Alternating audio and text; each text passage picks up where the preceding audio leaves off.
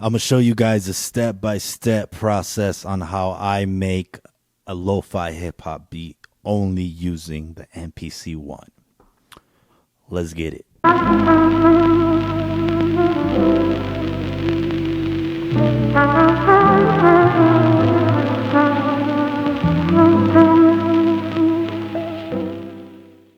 How's it going, everyone? I hope all of you are doing well. My name is Chris. Thank you guys for visiting the channel today.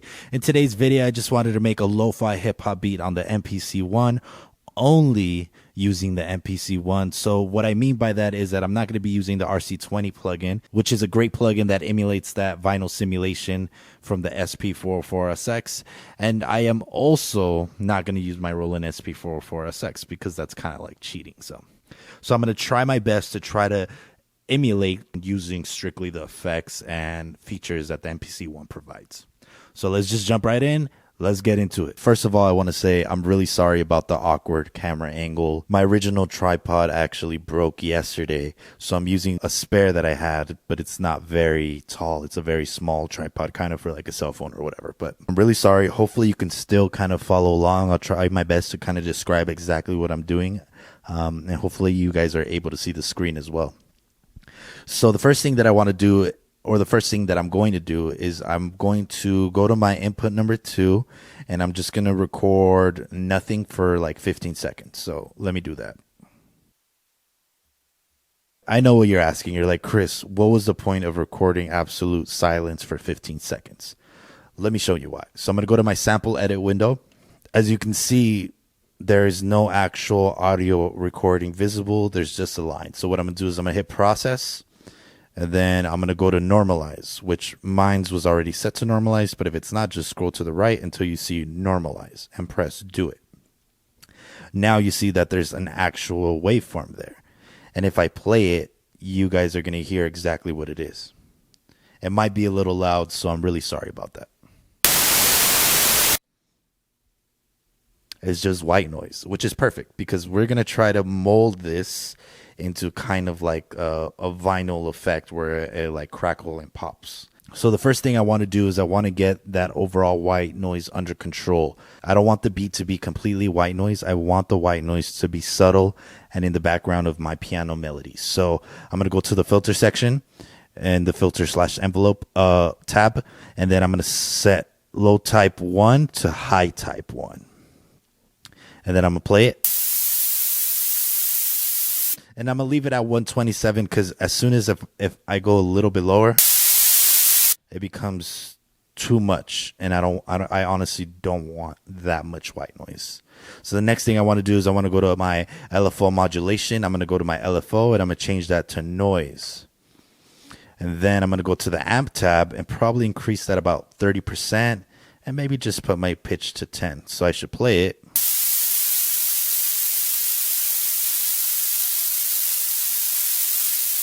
You get a little bit more of that little crackle and pop effect.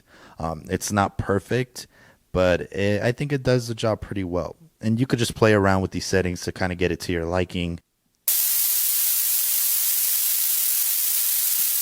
That's 49%. So I kind of like that 49%. And I could go ahead and add plugins to that to kind of shape it up a little bit more, but I think I'll leave it like that for now. Now the next thing that I want to do is I want to go to my track mix.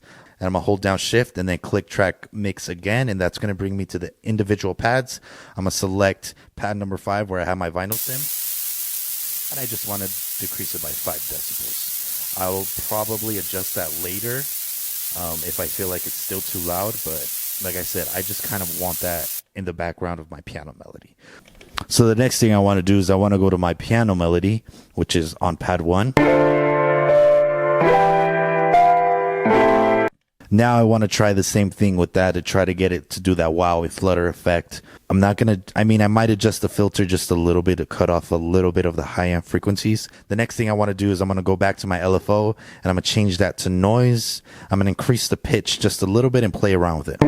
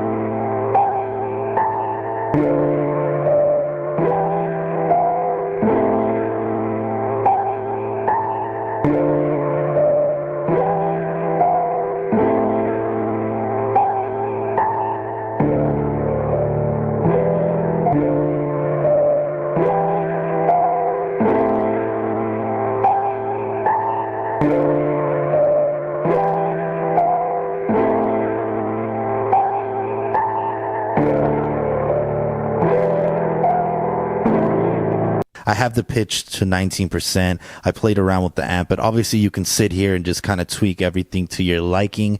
That's the really cool thing. Does it sound exactly like a Roland SP404? Does it sound as smooth?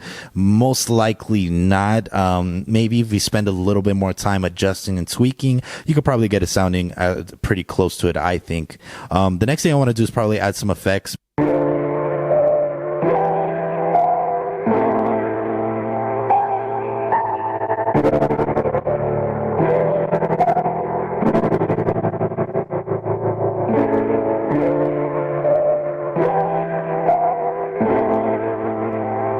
And obviously I could spend here all day just adding different effects, trying to shape that. There's a million different things that you can do.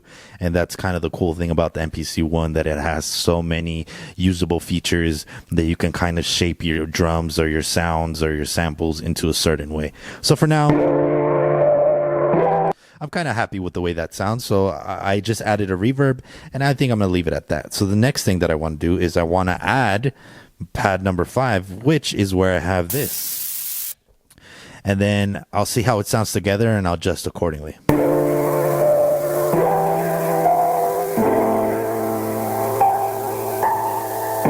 So I'm thinking of maybe putting like a filter on the top end to kind of get rid of that higher frequencies.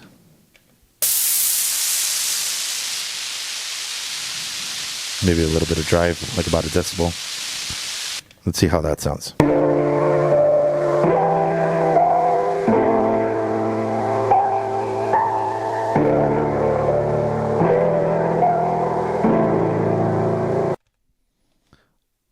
I still feel like it's a little loud, so I'm just going to turn it down 3 more decibels. So I think I'm happy with that. Let's record that piano.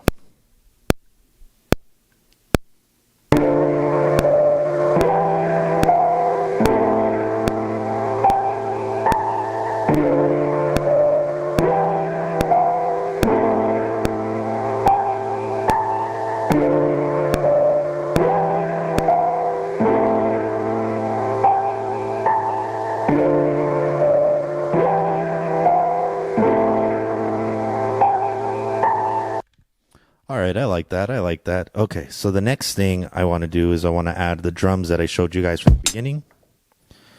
Let's add those in.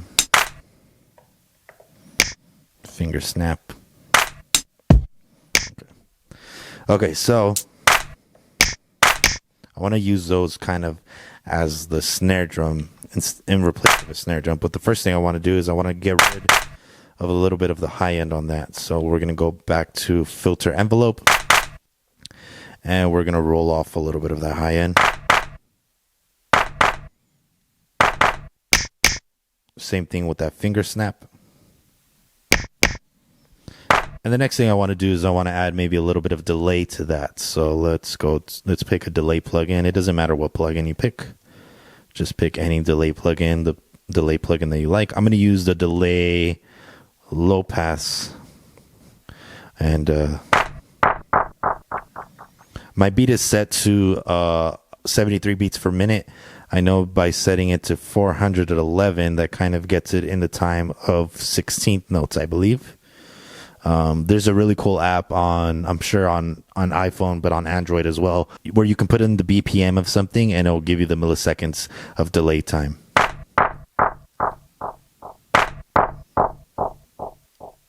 I'm going to turn down the feedback a little bit on that. About 20%. resonance. I'll add a little bit of resonance. I have the wet set to about 40%. I think I like that. Let's give that a shot. The next thing I want to do is I want to layer that snap. I think I'm going to filter out a little bit more. Maybe add a little bit of reverb on that. Add a reverb effect. Turn my reverb effect about to like 30%. Turn it down a little bit more, 20%. 15. I'm going to set my pre-delay to about 10 seconds. I'm going to change the room size because I feel like the reverb is still a little too overpowering. There we go. Set that to 30%. Okay, now I go to here and I'm going to set pad number 6, I believe. There we go. So now let's layer down that clap and finger snap.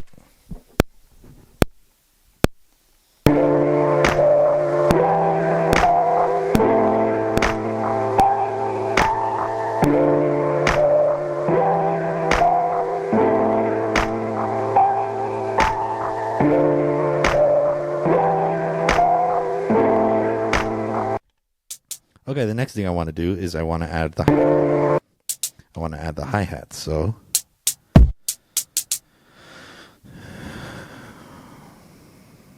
set that to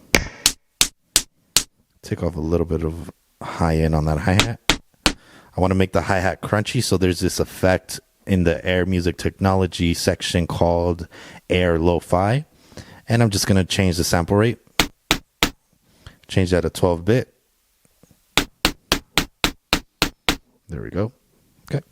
Now let's record that hi-hat. I'm going to set it to 16 velocities. Let's go.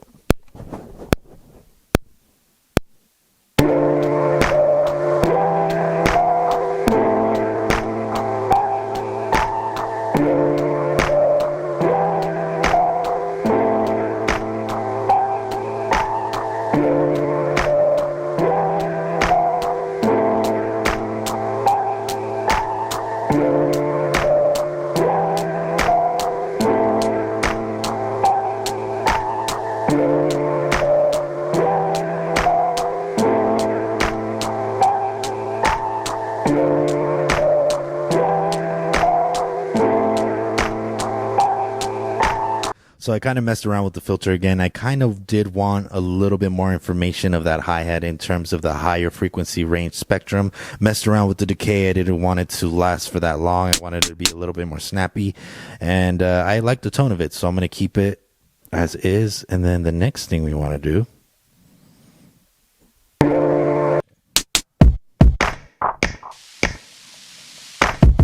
is we're going to add our kick drum.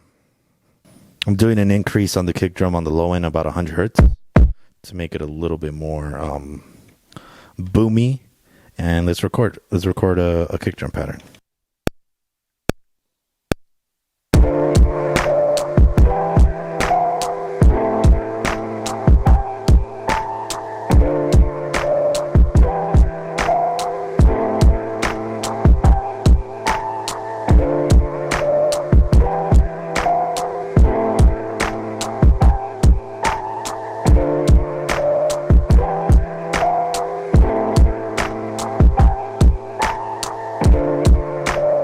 This is the last and final step. So what we're going to do, we're going to go to the pad mix.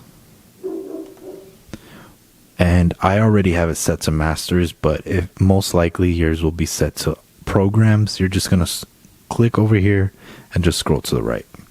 And then we're going to go to the inserts. And like I mentioned before, I already have my inserts loaded up, but let me show you guys what I loaded up. The first insert is the SP1200 ring. So basically what I'm doing is I'm adding the SP1200 ring to the entire beat, which is supposed to emulate an SP1200 ring. I guess it's pretty self-explanatory, right? Okay, so the next thing that I added was a reverb on the entire beat. Now the reason why I added a reverb is because I kind of wanted to emulate like a piano player, a drummer, and a bass player all in the same room. I wanted to kind of glue everything together using the reverb. That way it doesn't sound like there's a whole ton of different textures and everything sounds apart. I wanted to make everything cohesive and sound together. And then the last but not least is this AKAI FX plugin, which is this one right here. Basically kind of like the DJ looper on the Roland SP404SX.